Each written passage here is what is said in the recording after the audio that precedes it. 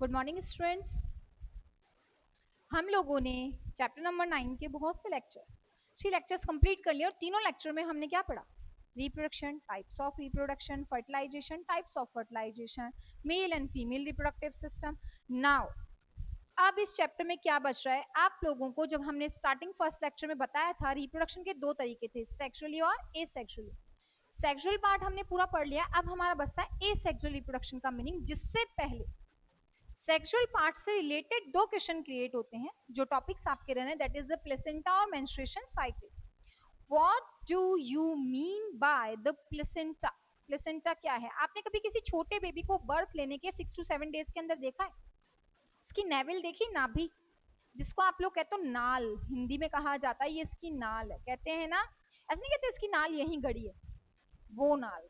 नाल क्या होती है? हर बेबी जब टमी में यानी कि वॉर्म के अंदर होता है, मदर के वॉर्म में होता है या यूटरस में होता है, तो उसको नरिशमेंट की नीड होती है। किसकी? नरिशमेंट की। उसको कुछ चाहिए खाने पे, ऐसे ही थोड़ी ना उसका डेवलपमेंट और ग्रोथ हो जाएगी।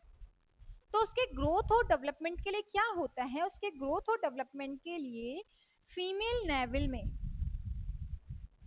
और एक बेबी जो डेवलप हो रहा है उसके नेवल के बीच में एक ट्यूब बन जाती है। क्या बन जाती है? एक डक्ट बन जाती है। इसे क्या कहा जाता है? प्लेसेंटा। क्या कहते हैं? प्लेसेंटा। तो आप क्या लिखेंगे? प्लेसेंटा इज अ ट्यूब और duct like structure which is formed between the naval of mother and naval of baby. बच्चे की नाभि और मम्मा की नाभि के बीच में एक डक्ट या ट्यूब बन जाती है, उसे प्लेसेंटा कहते हैं। फॉर द नरिशमेंट, किस चीज के लिए? For the nourishment of the baby cell. Baby cell को नरिश करने के लिए, उसे डेवलप एंड ग्रोथ कराने के लिए एक ट्यूब लाइक स्ट्रक्चर जो बनती है, उस ट्यूब लाइक स्ट्रक्चर को क्या कहा जाता है? प्लेसेंटा कहा जाता है। और इस प्लेसेंटा का बनना यानी एक बच्चा फिक्स हो चुका है, राउंड राउंड तो चलता है, घूमता रहता है, लेकिन यहाँ ये फिक्स हो चुका है, वॉर्म के अंदर सेट हो चुका है, इसे कहते हैं इम्प्लांटेशन। क्या कहते हैं? इम्प्लांटेशन। इम्प्लांट हो गया। पेड़ नहीं लगाते हैं, पेड़ अगर उसकी जड़ें आ गई हैं, पत्तियां आनी शुरू हो गई हैं, तो अब ये टूटेगा नहीं easily. As it is placenta set हो गया है, बेबी नरिश हो रहा है मम्मा से, तो इसे इम्प्लांटेशन कहते हैं। समझ में आया ये? सेकेंड क्वेश्चन, मेंस्ट्रुएशन साइकिल क्या होती है? कई बार क्या होता है कि ओविडक्ट से स्पर्म जाते हैं लेकिन फर्टिलाइजेशन प्रॉपर नहीं हो पा रहा या स्पर्म्स नहीं जा रहे, उससे पहले आजकल की जो एज देखी जाए लगभग 9 साल, 10 साल, 13 साल, इस एज के अंदर फीमेल्स में, गर्ल्स में एक साइकिल स्टार्ट पहले बहुत लेट होती थी, अभी ड्यूरेशन कम हो गया, एज बहुत जल्दी आ जाती है। That is the menstruation cycle, जिसे आप मंथली साइकिल भी कहते हो। क्या है ये मंथली साइकिल? कई बार क्या होता है कि जो एग होता है वो स्पर्म से, भाई छोटी सी एज में स्पर्म्स तो नहीं आएंगे इसको फर्टिलाइज करने, तो एग जो डेवलप हो रहा है ये वॉर्म में तो आएगा ना, तो ये एग आ गया, लेकिन ये कैसा है? Not fertilized. कैसा है? फर्टिलाइज्ड नहीं हुआ है अभी, नॉट फर्टिलाइज्ड। अब ये विदाउट फर्टिलाइजेशन क्या करेगा? ये थोड़ा बहुत डेवलप होएगा। क्या होएगा? थोड़ा सा डेवलप होएगा। इसके चारों तरफ एक फॉलिकल बन जाती है। क्या बन जाती है? एग के चारों तरफ एक फॉलिकल, और ये थोड़ा फूल जाता है। क्या हो जाता है? फूल जाता है। इसका ये जो प्रोसेस हो रहा है, किसका? अनफर्टिलाइज्ड एग का। किसका बच्चों? जो अनफर्टिलाइज्ड एग होता है ना, ये क्या कर रहा है? अनफर्टिलाइज्ड एग आ गया वॉर्म में। किसमें? गर्भ में। वॉर्म में आने के बाद में क्या हुआ? वॉर्म में आने के बाद में हुआ वो थोड़ा सा क्या हो रहा है? डेवलप हो रहा है। इसी टाइम पे वॉर्म की वॉल्स जो है, यूट्रस की जिन्हें कहते हैं यूटेराइन वॉल्स, क्या कहते हैं? Uterine walls. यूट्रस की जो वॉल्स हैं वो क्या हो जाती हैं? स्वेल अप हो जाती हैं। क्या हो जाती हैं बच्चों? फूल जाती है, सूजन आ जाती है। क्यों? देखिए, एक यूट्रस में अगर बेबी डेवलप हो रहा है तो उसको तो स्पेस चाहिए ही चाहिए, लेकिन एक गोल सी गेंद आकर के आ गई विदाउट फर्टिलाइजेशन, तो क्या होगा? इसको पैक करने के लिए यूट्रस की वॉल्स फूल जाएंगी ताकि ये सेट हो जाए बीच में। तो यूटेरियन वॉल्स फूल गई, उसी टाइम वॉर्म में इसका थोड़ा बहुत डेवलपमेंट हुआ। ये डेवलपमेंट चलता है लगभग किसी में 20 दिन, किसी में 25 डेज और किसी में 28 डेज। 25 से 28 दिन के इस डेवलपमेंट के बाद में सडन क्या होता है, इसका फॉलिकल बर्स्ट हो जाता है। एग फॉलिकल जो होती है वो क्या हो जाती है, बर्स्ट हो जाती है, यानी फट जाती है। भाई और थोड़ी ना कोई बेबी थोड़ी ना बन जाएगा विदाउट फर्टिलाइजेशन, तो वो अनफर्टिलाइज्ड एग जो होता है वो क्या हो जाता है, बर्स्ट हो जाता है, फट जाता है। और फटने के बाद में वजाइना से, किससे, वजाइना से ब्लडिंग होती है। क्या होती है, ब्लडिंग। ये मंथली जो साइकिल हो रही है, बिकॉज फीमेल के अंदर हर मंथ एग डेवलप भी होते हैं, डेवलप हो रहे हैं तो फेलोपियन ट्यूब में यानी कि ओविडक्ट में भी आएंगे, और अगर वो ओविडक्ट में आ रहे हैं तो वो वॉम्ब में भी आएंगे। और वॉर्म में आने के बाद में क्या करेंगे, थोड़ा बहुत डेवलप होंगे, फिर फट जाएंगे तो ब्लडिंग होगी वजाइना के थ्रू। इस मंथली प्रोसेस को क्या कहते हैं, मेंस्ट्रुएशन साइकिल। अभी ब्लडिंग क्यों हुई, एग तो फटाई, एग की इम्प्योरिटीज तो है ही, ये जो यूटेरियन वॉल्स हैं, जब ये बॉल फट गई तो पिचक जाएगी, पिचक गई तो यूटेरियन वॉल्स के पास कुछ नहीं है पैक करने को, तो ये वापस से श्रिंक होएंगी, पीछे जाएंगी। तो इसकी मसल्स में जो ब्लड आया था वो ब्लड जो है वजाइना से क्या होता है, बाहर एक्सक्रीट किया जाता है। तो per month egg, unfertilised egg का वॉर्म में आना, 25 से 28 डेज के बीच में बस्ट हो जाना और ब्लडिंग प्रोसेस होना क्या कहलाता है, मेंस्ट्रुएशन साइकिल कहलाती है। आया समझ में यहां तक, ओके। अब हमारे इस चैप्टर में क्या ड्यू चल रहा है, that is the asexual reproduction के मोड्स क्या होते हैं और एसेक्सुअल रिप्रोडक्शन होता क्या है। तो अब हम लेते हैं एसेक्सुअल रिप्रोडक्शन।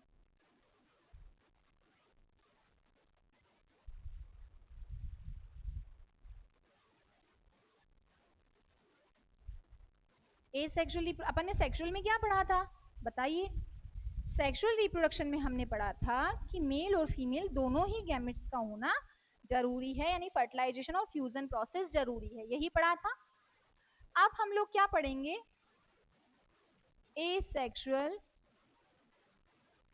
रिप्रोडक्शन। जब वहां दो की जरूरत थी तो यहाँ सिर्फ एक ही की जरूरत है। तो पेरेंट सेल, कौन सी cell, parent cell reproduce young ones या ऑफस्प्रिंग्स। आप ऑफस्प्रिंग लिखिए इसकी जगह, ऑफ स्प्रिंग।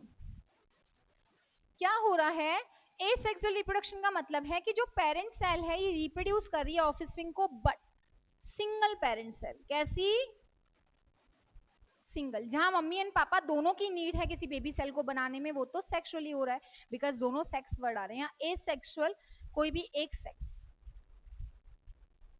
अब ये स्पेशली होता किसमें है, ये होता है यूनिसेल्युलर ऑर्गेनिजम्स में ज्यादातर। किसमें, यूनिसेल्युलर ऑर्गेनिजम्स में। याद आ रहा है, सेल पढ़ा था जब हमने पढ़ा था, यूनि सिंगल सेल से जो सारे फंक्शन करते हैं। Best example अमोइबा। अमीबा जो है वो क्या करता है, अमीबा एक सिंगल पेरेंट सेल होती है, ये सेल धीरे धीरे क्या होती है, बढ़ना शुरू होती है इस तरीके से। इसका न्यूक्लियस भी क्या हो जाता है, स्ट्रेच हो जाता है। स्ट्रेच आउट होने के बाद में साइटोप्लाज्म और न्यूक्लियस दोनों ही दो पार्ट्स में डिवाइड हो जाते हैं। क्या यहाँ किसी और पेरेंट सेल की जरूरत पड़ी, नहीं। एक पेरेंट ने दो बेबी सेल्स भी बना ली और किसी parent cell, other parent cell की जरूरत भी नहीं पड़ी। तो क्या हुआ, यूनिसेल्युलर ऑर्गेनिजम्स जो होते हैं, या काफी ऐसे ऑर्गेनिजम्स हैं जो सिंगल पेरेंट सेल ही क्या कर लेती हैं, बेबी सेल को डेवलप कर लेती है। किसी सिंगल पेरेंट सेल से बेबी सेल का डेवलप होना क्या कहलाता है, वो एसेक्सुअल रिप्रोडक्शन कहलाता है। तो एसेक्सुअल रिप्रोडक्शन की डेफिनेशन क्या बनेगी, the mode of reproduction in which a single gamete is needed, जिसके अंदर एक ही की जरूरत होगी, वो एसेक्सुअल रिप्रोडक्शन कहलाएगा। अब मैं मोड ऑफ रिप्रोडक्शन भी, आपने कुछ पॉइंट बोला था, यस वहां पे डिफरेंट मोड्स ऑफ रिप्रोडक्शन हैं जो आपको पढ़ने हैं। कौन कौन से पढ़ने हैं वो मैं आपको एक्सप्लेन कर रही हूँ, ठीक है। मोड ऑफ रिप्रोडक्शन मैं आपको समझा रही हूँ। इसमें सबसे पहले आप पढ़ेंगे बाइनरी फिजन। क्या पढ़ेंगे बच्चों, बाइनरी फिजन। फ्यूजन मत कर देना, फ्यूजन का मतलब मिक्सिंग होता है, फिजन का मतलब टूट जाना। बाइनरी फिजन का एग्जांपल होता है अमीबा। कौन होता है, अमीबा।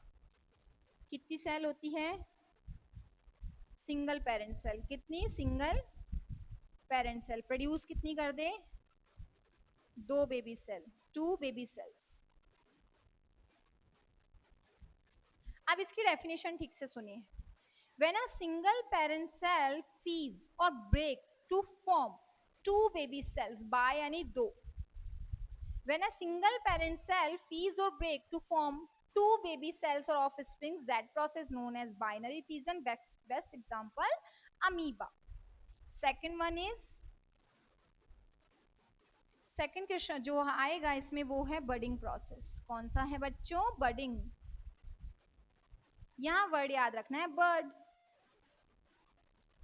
कोई भी एक पेरेंट सेल क्या करे, बर्ड बनाए, यानी कि कली, कली बना करके क्या करे, उसी से क्या बन जाए, बेबी सेल। उस बर्ड से ही क्या बन जाए, बेबी सेल बन जाए। तो ये बडिंग प्रोसेस कहलाता है। इसका एग्जांपल होता है हाइड्रा। क्या होता है, हाइड्रा। कैसे होता है ये समझ लीजिए। ये हाइड्रा है, मैं रफली समझा रही हूँ। इसमें एक छोटी सी बर्ड बन जाती, कली बन जाती है। ये बर्ड है जो फर्दर डेवलप होती है और लगभग दिखने में अपने पेरेंट सेल की जैसी दिखाई देने लग जाती है। जब ये एग्जैक्ट अपने मम्मी मतलब पापा मम्मी जो भी हैं उनके जैसे दिखाई देने लगती है, तो यहाँ से डिटैच हो जाती है। क्या हो जाती है बच्चों, डिटैच, टूट जाती है। और टूट करके क्या कर लेती है, एक सिंगल ऑफस्प्रिंग प्रोड्यूस कर लेती है। ठीक है, तो ये हुआ बडिंग प्रोसेस। तो बाइनरी फ्यूजन हो गया, बडिंग हो गया। इसके बाद में क्या होगा, इसके बाद में हम लेंगे वेजिटेटिव प्रोपगेशन। बडिंग के बाद में हम ले लेते हैं वेजिटेटिव, या एक काम करते हैं हम बाइनरी फ्यूजन एंड बडिंग के बाद में ले लेते हैं रीजनरेशन। क्या लेंगे, रीजनरेशन।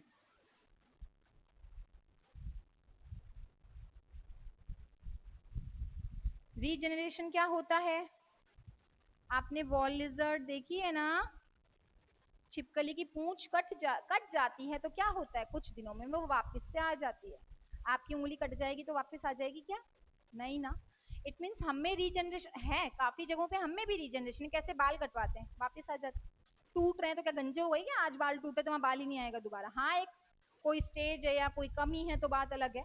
बाकी हमारे अंदर हेयर्स में नेल्स, नाखून काटते हैं वापस भर जाते हैं, तो वो रीजनरेशन है। तो रीजनरेशन का मतलब क्या है, रीजनरेशन का मतलब है एक्सीडेंटली। कैसे बच्चों,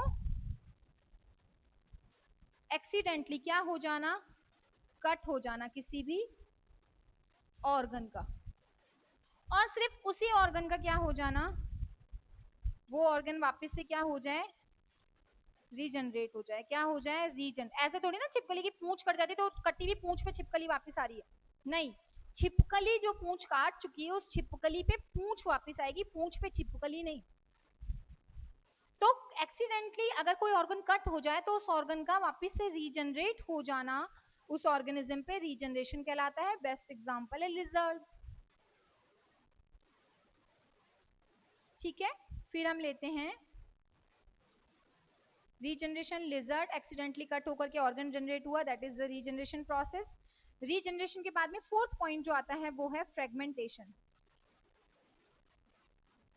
fragmentation, what is the meaning of fragmentation?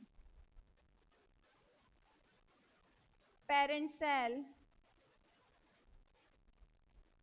divides into fragments। किस में चेंज हो जाएगी वो, फ्रेगमेंट्स में, यानी टुकड़ों में।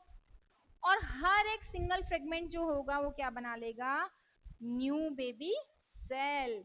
मैं कहूँ एक पेरेंट सेल ने 10 फ्रेगमेंट में टूटा तो हर एक सिंगल मैंने अभी वापस रिपीट कर रही हूँ, ऑर्गन कटा है ना तो ऑर्गन बनेगा, ऑर्गेनिज्म नहीं बनेगा। जबकि इसमें अलग अलग टुकड़े कट जाते हैं और हर एक टुकड़ा जो है वो नया ऑर्गेनिज्म बना लेता है। इसका एग्जाम्पल होता है स्पायरोगायरा। क्या होता है, स्पायरोगायरा।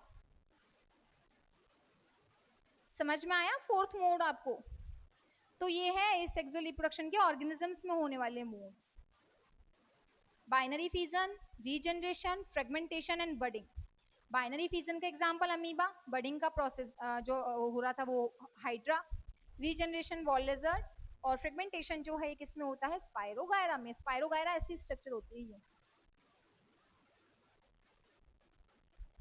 रिबन के जैसे, छोटे छोटे से क्या बन जाते हैं इसमें, फ्रेगमेंट्स। क्या बन जाते हैं बच्चों, फ्रेगमेंट्स। और हर फ्रेगमेंट टूट करके नया स्पाइरोगायरा बना लेता है। क्या बना लेता है, न्यू स्पाइरोगायरास। तो एक ही पेरेंट सेल बहुत सारे फ्रेगमेंट्स में टूट करके हर पेरेंट सेल जो है वो नया स्पाइरोगायरा बना ले, या नया स्पाइरोगायरा ने नया ऑर्गेनिज्म बना ले, तो उसे क्या कहा जाता है, फ्रेगमेंटेशन कहा जाता है। ठीक है, आया यहां तक समझ में। इसके बाद में क्या है, इसके बाद में हम लेंगे जो फ्रेगमेंटेशन प्रोसेस कंप्लीट हुआ ऑर्गेनिजम्स के अंदर, इसमें हम क्या करेंगे, इसके बाद में हम लेंगे, तो हमारा टॉपिक है जो प्रॉपर एसेक्सुअल रिप्रोडक्शन के मोड्स हैं, ये 4 मोड्स दे रखे हैं। ठीक है, आपके अभी प्लांट्स के वेजिटेटिव रिप्रोडक्शन वगैरह नहीं है, ये आपके 10th में ऐड हो जाएगा, क्योंकि 10th में आपको रिप्रोडक्शन फिर से पढ़ना है।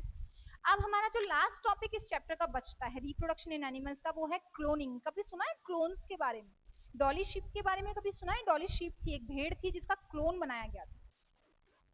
क्लोनिंग क्यों कराई जाती है, एक आईवीएफ प्रोसेस होता है, इन विट्रो फर्टिलाइजेशन। प्लीज ठीक से सुनना, बिकॉज इस टाइम जो अभी अपना टाइमिंग चल रहा है, इस टाइम आईवीएफ बहुत ज्यादा करवाई जाती है। अब आईवीएफ क्या है, इन विट्रो फर्टिलाइजेशन क्या है बच्चों, in vitro fertilization, that is IVF। इसमें क्या होता है, कोई भी फीमेल या तो क्या प्रोड्यूस नहीं कर पा रही, एग प्रोडक्शन नहीं हो रहा, क्या नहीं हो रहा, एग प्रोडक्शन नहीं हो रहा, या फिर प्रॉपर क्या नहीं हो रहा, उनमें फर्टिलाइजेशन नहीं हो रहा। मे बी वो कोई भी रीजन हो सकता है, इसके एग्स के कारण या आने वाले स्पर्म्स के कारण, तो प्रॉपर फर्टिलाइजेशन नहीं हो पाता। तो क्या होता है, इस फीमेल के अगर प्रॉपर एग है तो फीमेल में से क्या ले लिए जाते हैं, एग ले लिए जाते हैं, और उसी पेयर में जो मेल होता है उससे क्या ले लिए जाते हैं, उसके स्पर्म्स। इन दोनों को एक टेस्ट ट्यूब में लिया जाता है, किसमें बच्चों, एक टेस्ट ट्यूब में। एग और स्पर्म्स को टेस्ट ट्यूब में डाल दिया जाता है, और यहाँ पर इनमें क्या होता है भाई, पेट में नहीं हो पा रहा, जो फीमेल है उसकी कोई रीजन है, कुछ भी मेडिकल रीजन हो सकता है, तो फर्टिलाइजेशन टेस्ट ट्यूब में हो रहा है। जब एक जाइगोट बन जाता है, यानी कि डेवलपमेंट स्टार्ट हो चुका है, एन और एन एक दूसरे से फ्यूज कर चुके हैं, तो इस जाइगोट को लेके वापस से फीमेल के किस में डाल दिया जाता है, वॉर्म में एंटर करा देते हैं, यानी कि यूटरस में फिर से डाल देते हैं, और वहीं पर फिर एक नॉर्मल बेबी की तरह वो बेबी डेवलप होता है। बट फर्टिलाइजेशन आपने एक्सटर्नली कराया, that is known as in vitro fertilization. सबसे पहले डॉली शीप पे किया गया था, एक भेड़ थी वो बनाई गई थी इसके थ्रू। ठीक है, तो ये कौन सा प्रोसेस कहलाया, इन विट्रो फर्टिलाइजेशन। फीमेल किसी भी रीजन से, या मेल जो पेयर में मेल एंड फीमेल है, बिकॉज ऑफ एनी रीजन उनमें प्रॉपर फर्टिलाइजेशन नहीं हो रहा, तो बेबी को बर्थ नहीं दे पाते हैं, जिस रीजन से कौन सा प्रोसेस करवाते हैं, आईवीएफ का। इसमें उसी फीमेल के या किसी अदर फीमेल के, उसी मेल के या किसी अदर मेल के एग्स एंड स्पर्म्स लेके फर्टिलाइजेशन करवाते हैं। टेस्ट ट्यूब में जब फर्टिलाइज्ड हो जाता है, तो उस फर्टिलाइज्ड एग को फीमेल में, यानी जाइगोट को फीमेल बॉडी में एंटर करा देते हैं, और अब वो फीमेल बॉडी जो है वो उसको नरिश करती है, और एक नॉर्मल बेबी को बर्थ दिया जा सकता है। तो यहाँ तक हो गए आपके सारे पॉइंट्स कंप्लीट। अब इन टॉपिक से रिलेटेड मैं कुछ क्वेश्चंस बोर्ड पे एक्सप्लेन करती चल रही हूँ साथ में, वो क्वेश्चंस आपको अच्छे से आंसर्स लिखने हैं। ठीक है, हमारा ये चैप्टर नंबर 9 जो है, ये हमारे कितने लेक्चर्स में कंप्लीट हो गया है, 4 लेक्चर्स में कंप्लीट हो गया है। अब इनसे रिलेटेड जो क्वेश्चन है, जैसे हमारा फर्स्ट क्वेश्चन क्या बन रहा था, क्या बनना चाहिए, हमने इसमें क्या पढ़ा है, एसेक्सुअल रिप्रोडक्शन के मोड। तो फर्स्ट क्या होगा, फर्स्ट होगा व्हाट इज फिजन और binary fission. What is fission और बाइनरी फिजन। आपको एग्जाम्पल के साथ में फिजन और बाइनरी फिजन को क्या करना है, एक्सप्लेन करना है, प्रॉपर एग्जाम्पल के साथ। व्हाट इज फिजन और बाइनरी फिजन, तो आप इसमें आंसर्स भी साथ में लिखते चलिए, आप एक्सप्लेन कर रही हूं मैं आपको। द फिजन और the binary fission is the process. Fission या बाइनरी फिजन एक प्रोसेस है, किस चीज का, for the asexual reproduction. Asexually reproduce करने के लिए ऑर्गेनिज्म बाइनरी फिजन करते हैं। Best example amoeba, in which A single parent cell break to form two baby cell. एक parent cell टूट करके दो baby cells को बनाती है. ठीक है. Second one is what is budding process? What is budding? The baby cells produced by a bud which is formed in parent cell. जो parent cell में bud बने उसी से baby बन जाए तो budding process है. Example hydra. थर्ड बडिंग के बाद क्या था? What is regeneration? As it is है, बस इसी में आपको क्या करना है, नेक्स्ट क्वेश्चन लेना है रीजनरेशन का. वॉल लिजर्ड एग्जांपल दिया मैंने. When the parent cell cut their organ accidentally, जब वो गलती से अपने ऑर्गन्स को तोड़ दे, जैसे छिपकली होती है जानबूझ के अपनी पूंछ को कट कर देती है, तो पूंछ पे छिपकली वापस नहीं आ सकती, लेकिन छिपकली पे पूंछ वापस रीजनरेट हो जाती है. अगर आपको वॉल लिजर्ड याद नहीं रहता तो ह्यूमन बींग्स में नेल्स, नाखून जो होते हैं वो रीजनरेट होते हैं. ठीक है. तो ऑर्गन रीजनरेट होगा, ऑर्गेनिज्म नहीं. बार बार रिपीट कर रही हूँ इसी पॉइंट को. And the last question is what is regeneration. के बाद में हमने क्या पढ़ा था? Fragmentation. What is fragmentation? Fragmentation क्या था? एक पेरेंट सेल का छोटे छोटे से फ्रेगमेंट्स बनाना और हर एक फ्रेगमेंट का न्यू ऑर्गेनिज्म में चेंज हो जाए. ठीक है. And the last fourth question is what is IVF? What is IVF process? IVF process क्या है? टेस्ट ट्यूब बेबी कैसे बनाया जाता है, उस प्रोसेस को आपको डिफाइन करना है. ठीक है. ये क्वेश्चंस आपके नोट्स कंप्लीट होने के बाद में आपको कॉपी में करने हैं. प्रॉपर लैंग्वेज है, शॉर्ट एंड स्वीट, लेकिन आंसर्स आपके कंप्लीट होने चाहिए. ओके. ये जब काम ये कंप्लीट हो गया है हमारा chapter number 9, that is reproduction in animals. Next हम आपसे मिलेंगे न्यू चैप्टर के साथ. तब तक आप घर पे रहिए, सेफ रहिए. Thank you.